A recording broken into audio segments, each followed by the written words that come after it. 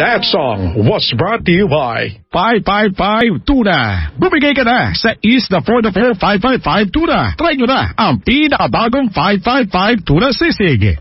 102.7 Star FM. Like mo, share mo, Strakada. Maraming salamat sa iyong pagsama ngayong hapon na ito. Hanggang dito na lamang po ang ating afternoon Star Sweep. Muli po tayo magkarinigan mamaya po para sa ating programang Evening Star Sweep from 7 p.m.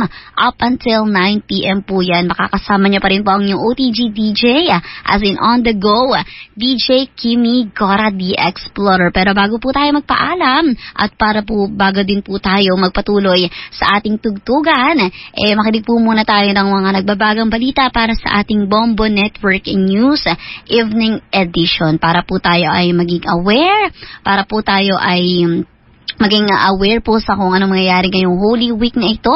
Pero bago po yan, naglabas po ang Malacanang ng paalala sa publiko sa mga holiday ngayong Holy Week.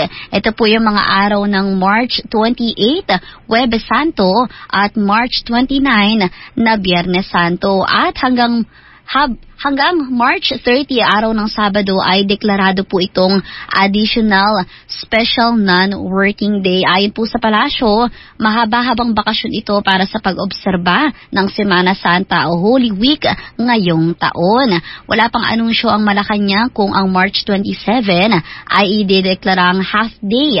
Sa Miyerkules, may event na dadala ng Pangulong Ferdinand Marcos Jr. Ito ay turnover ceremony sa Philippine National Police, kung saan nakadakda na magretiro si PNP Chief General Benjamin Acorda. At yan muna po ang ating news update sa mga oras na ito.